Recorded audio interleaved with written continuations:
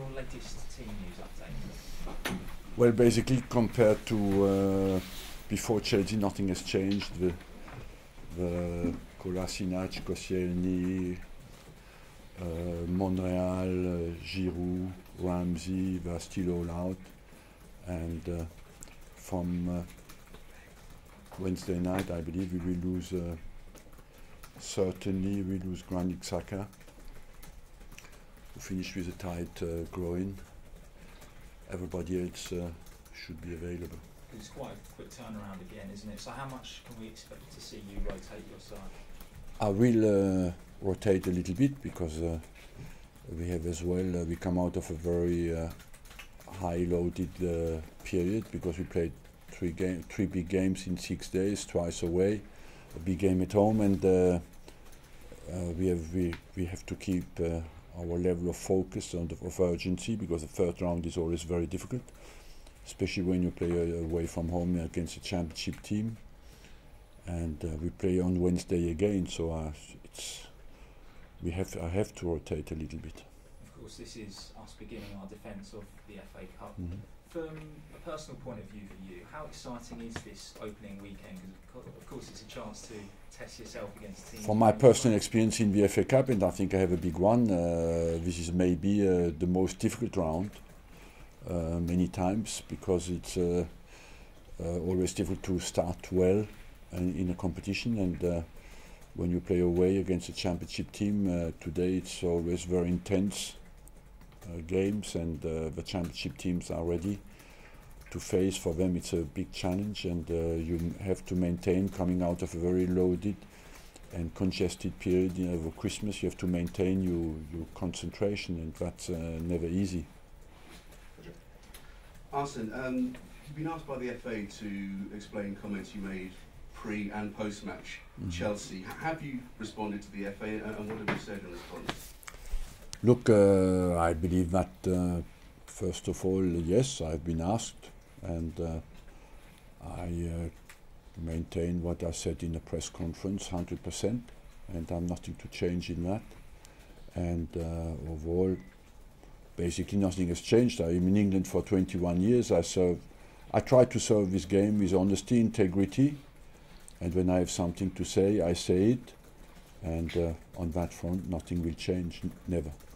And does that include post-match as well? Because you've had a couple of days to reflect. You said that the penalty decision was farcical. You've had a chance to have a look at it. Do you stand by that as well? 100%. A lot of people looked at it and suggested that they believe it was. Look, I respect everybody's opinion. I think it was a yellow card for Hazard.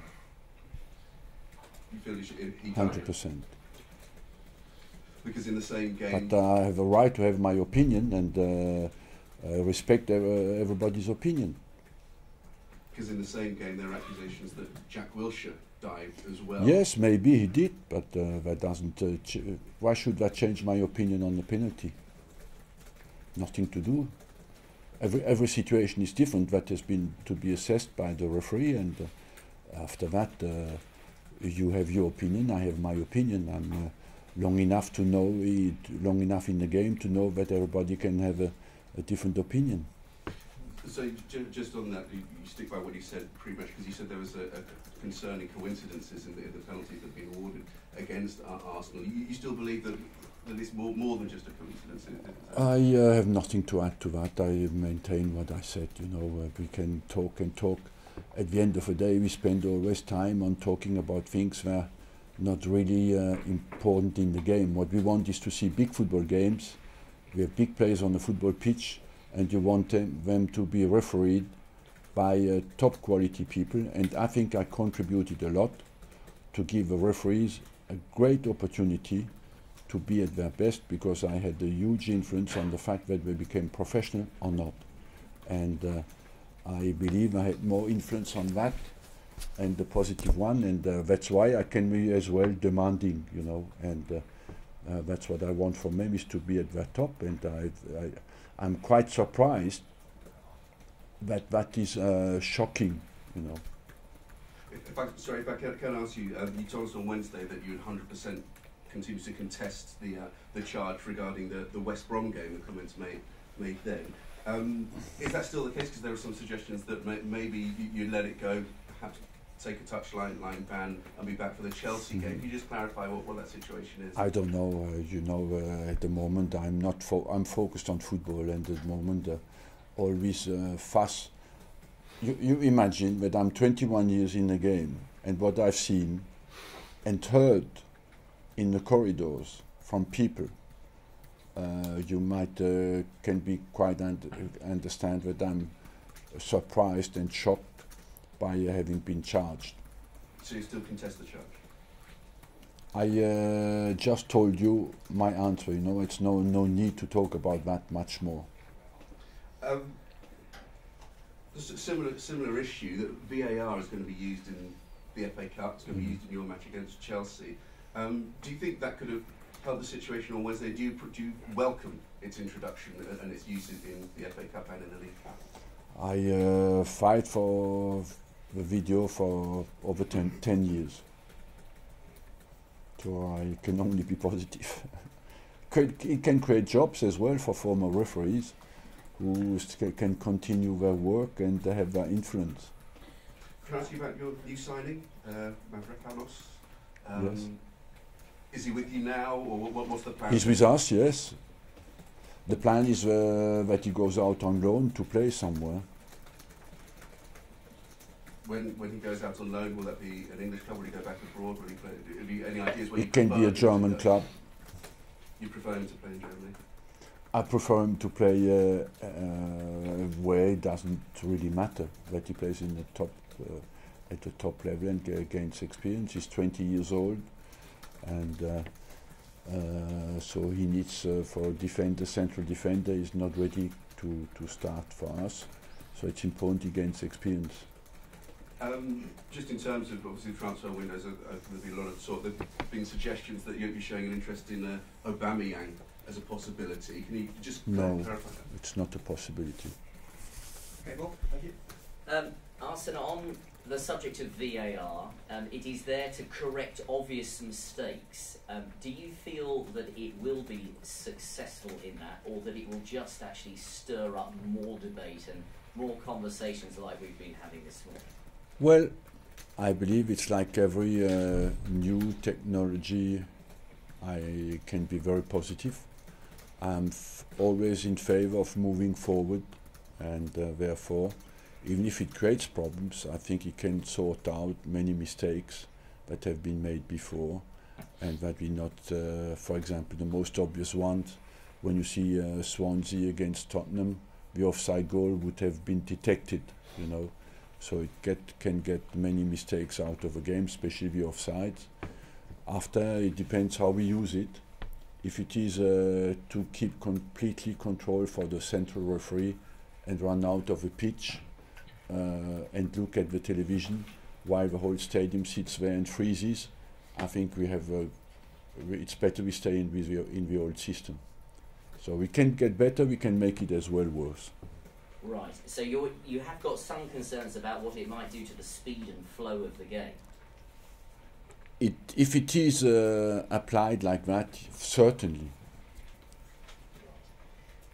Vincent Kompany this morning, he's completed a Masters in Business Administration, and he has suggested that ticket prices should be cut, that stadia should be full, because full stadia helps sell TV rights. That's where football gets most of its money from. Do you agree with him? I believe that the stadium should be full, yes, but they are. When you look at the Premier League last year, I think it was 94% capacity. So I believe we cannot put more people in the stands that they can take. So on that front, there is no problem. After that, should the ticket prices have to be adjusted to the demands? We live in an economy where people make their decisions, and you have to respect that, and that the clubs adjust the price to the demand. Ideally, you want it always to be as less expensive as possible, but Vincent Kompany is a football player who are very well paid, and to pay the players very well, you have as well to get some money. And part of still today, since I'm in England, the gates in our club has always been about 30 to 35% of the turnover of the club. So that means 1/3 of the salary of the player is paid by the income, by the gates. Arsene, the fixture list slightly changes each season, and the demands and the regularity of the matches over the Christmas period will affect teams differently. And you've got FA Cup and then you've got League Cup as well coming. How have you found the rhythm in terms of being disrupted for Arsenal this season? I think I accept completely that when you're involved in many competitions, that the rhythm can be at a very high level. I believe the fixture list this season has been completely unfair. Especially the Christmas period, and the recovery days for some clubs have not been the same. They play against each other, and one team had 6 days to prepare and one team 2 days, and you cannot defend. That's not defendable. When you have played at the top level and you know what's going on. I'm not against the fact that we play many games. I'm ready to play every 2 days. I repeated that many times. As long as the guy I play against has played 2 days before, and that we have to make a huge effort in the Premier League to get that much better respected. I mean, is it inevitable then that sort of generally the FA Cup's going to suffer a little bit this weekend? That the Premier League seems going to have to rotate afterwards? A little bit, yes, but suffer doesn't mean no. We look at the bench everywhere. In the Premier League, everybody is top-level international players on the bench, so I wouldn't think that the FA Cup should suffer from that. I don't feel that if I rotate a little bit that I'm a less stronger team. When you look back at last season, and particularly the way you won it, beating City in the semis and Chelsea in the final, how influential was that in your decision to stay here? I don't know. But it must. I mean, winning that trophy put a positive end to the season. Yeah, I think it's very difficult to be FA Cup. Contrary to what many people think, the FA Cup becomes more and more important, and in every single country. And that why? Because it's more and more.